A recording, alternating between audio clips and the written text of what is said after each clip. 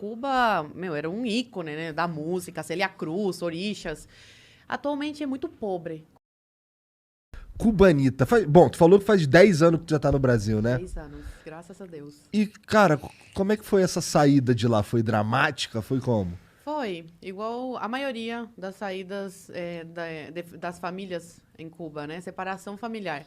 Começou em 2005 com meu pai engenheiro em telecomunicações e eletrônica. Ele ocupava um cargo alto na empresa estatal onde ele trabalhava, para você ter uma ideia. Ele tinha acesso à internet em 2005. Caralho. Era proibido, era crime, né? Cubano ter acesso. E meu pai tinha porque ele trabalhava com isso e era um dos chefes, né? Mas ao contrário do que todo mundo fala e acha, a gente não tinha uma vida de rico. Era uma vida menos miserável. Então, quando você ocupa um cargo como o que meu pai ocupava, você tem que entrar para o Partido Comunista de Cuba. E quando você entra, aí esquece, você nunca mais consegue se desligar e sair do país. E meu pai não queria isso. Aí foi quando... Ele tem família brasileira, meu pai, a ascendência dele é libanesa. E há muito tempo atrás, eles migraram. Uma parte foi para Cuba, o avô dele foi para Cuba. Outra parte para o Brasil, Venezuela. E aí, essa família brasileira, a prima dele fez uma carta oficial convidando meu pai para passar umas férias aqui no Brasil, 3 meses, que era o máximo que um cubano podia ficar fora de Cuba. E aí, depois de muito trabalho, porque não foi fácil ele conseguir a autorização para sair, ele veio para cá de visita e deixou minha mãe grávida da minha irmã do meio. E eu com 5 anos na época. Minha mãe estava quase dando à luz. Ele veio em julho, agosto e novembro. Minha mãe deu à luz a minha irmã do meio. E aí eles ficaram 4 anos separados. Meu pai ficou aqui no Brasil. Ele pediu asilo político depois de estar 1 ano aqui no Brasil. E deixou minha mãe lá grávida. Aí depois de quase 4 anos, ele consegue tirar minha mãe de Cuba. Como que vocês se mantiveram sem ele lá durante 4 anos? Minha mãe, meu tio, irmão dela, mandava coisas para ela vender no mercado negro, roupa, essas coisas. Que o governo, ele finge que não vê essas coisas, mas ele sabe o que acontece. E é bom para eles porque faz essa economia de Cuba girar de alguma forma. Como que funciona esse mercado negro? Isso é interessante. Eu imaginei que existiria alguma coisa, né? Porque... Pessoas que têm família fora recebem roupas, sapatos. E é tranquilo deles receberem? Recebem pelo correio? Como que eles fazem isso? Sim, porque aí fica uma comissão com o governo cubano. Entendi. Entendeu? Eles sempre ganham de alguma forma. Entendi. Eles recebem para a pessoa passar esse pacote para dentro da ilha, entendeu? Entendi. Mas Ou pessoas que trabalham sei lá, onde tem carne, essas coisas, em indústria, roubam e vendem no mercado negro também, entendeu? Entendi. Só que aí você não sabe a procedência, nada. Porque a gente não sabia de onde saía o frango que minha avó, meu avô compravam para manter a gente em Cuba. Cara, isso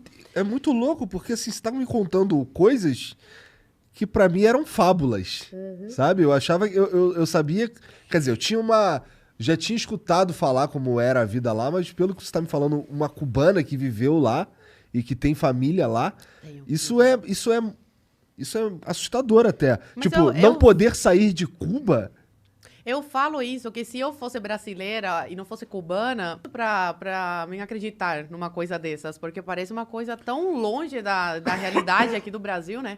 Mas, infelizmente, é isso que os cubanos passam. Atualmente, o cubano pode sair da ilha, tá? Só que é muito difícil, tem que ter muito dinheiro e, geralmente, quem consegue é quem tem família fora, que aí consegue bancar essa saída. Agora tá mais liberada essa saída, não como antigamente, que era completamente... Por Entendi. exemplo, criança não podia sair de visita.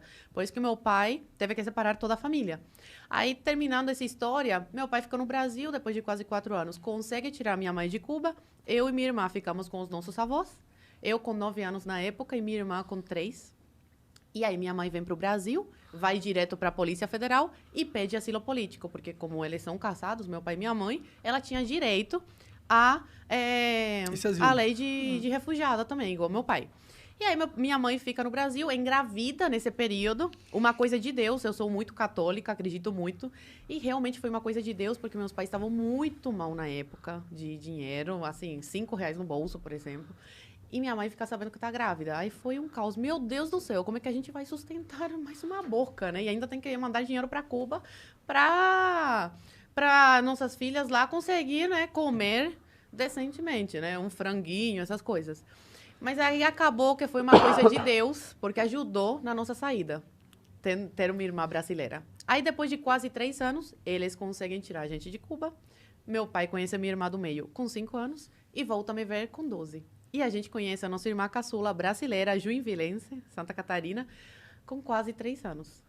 Aí, resumidamente, essa é a história da minha família. Então tua família daqui tinha que mandar dinheiro pra lá pra vocês poderem comer. Pô, mas lá não é o comunismo, não é todo mundo come? Como é que funciona? Não. A igualdade lá é de miséria, só que tem uns mais miseráveis do que outros. Aí minha avó, ela comprava uma caixa de frango, quando tinha, não era todo mês que tinha, por mês, pra gente. Aí a gente comia frango todos os dias. Uma coisa chique comer frango em Cuba. Eu não podia reclamar. Só que quando eu cheguei no Brasil, eu não aguentava mais ver frango na minha frente. Aí eu comia carne vermelha, porque em Cuba é proibido. Você vai pra cadeia, 20 anos por matar uma vaca. Sério? É. Caralho. Eles falam que é porque não tem pra todo mundo. Sei. Mas pra família do Fidel não falta, com certeza. Imagino Nem pra que família não. do Dias-Canel, Raul Castro. Aí é isso. Caraca, que absurdo! Nossa senhora, dessas daí, esse lance de não poder comer carne vermelha porque não tem pra todo mundo é foda. Sim. Você ficou em Cuba, então, de que idade a que idade, mais ou menos? Eu nasci em Cuba, fiquei até os 12. Então, 12 anos ali Qual que outras... Tipo, qual foi um dos maiores choques que você viveu quando você teve essa mudança de vida, de vir pro Brasil, assim? Parece uma coisa fútil, mas uma coisa que me marcou muito e cubanos que eu conheço no Brasil também, tipo, foram marcados por isso. O mercado. Quando eu entrei no mercado. Até hoje eu fico tonta. Eu entro no mercado... Eu procrastino a minha ida ao mercado, porque eu fico tonta, de verdade. Tem muita variedade.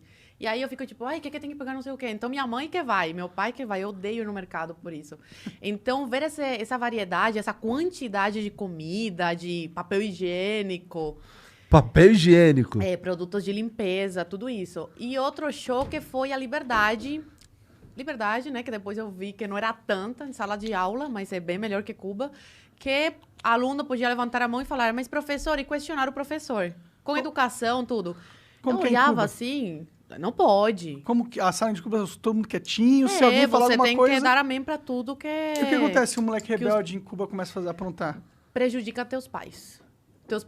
Os pais são chamados na escola, aí já ficam de olho, aí o pai pode perder o emprego, a família ser perseguida, tudo isso. Sério? Eu já fui chamada de contra-revolucionária em sala de aula, porque eu não queria dar um dinheiro lá pra MTT, que é um negócio de Cuba, lá, pra ataque americano, uma coisa assim. Eu falei, eu não quero dar. Eu tinha 7 anos, 8 na época, 6 ou 7. Eu era uma criança. E eu falei, não quero, eu quero esse dinheiro pra comprar uma pizza. E aí a professora incentivou os alunos a me chamarem de contra-revolucionária. Caralho, é bem Coreia do Até Norte hoje, esse negócio. até hoje eu lembro disso. Até Sim. hoje. Então até os professores, eles são usados como massa pra doutrinar as Sim, crianças. claro. E foto do Che Guevara, do Camilo Cienfuegos, do Fidel Castro, colocar flores, né? Como que era a aula de história lá? Você lembra de alguma coisa? Aula de história era imperialismo yankee, malvado. Fidel salvou Cuba, os cubanos, do imperialismo, da exploração yankee, essas coisas. Então, por exemplo, os Estados Unidos, eu tinha muito medo dos Estados Unidos. Eu falava, meu Deus, inimigos, né, de Cuba. Então, eles fazem desde criança a tua cabeça, né? E aí eu falo que isso prejudicou muito a cultura em Cuba. Cuba, era um ícone, né, da música, Célia Cruz, Orixás. Atualmente é muito pobre culturalmente. E isso se deve à grande manipulação e doutrinação em sala de aula. Não tem muitas mentes criativas, não tem liberdade nenhuma. Não, é só aquilo, são máquinas, né? Entendi. Eles te programam para repetir, obedecer. E aí tá, aí tu chegou no Brasil com 12, tu estudou direito, não é? Tô terminando direito. Tá terminando direito. E tem uma luta aí pela liberdade, É minha pela principal democracia.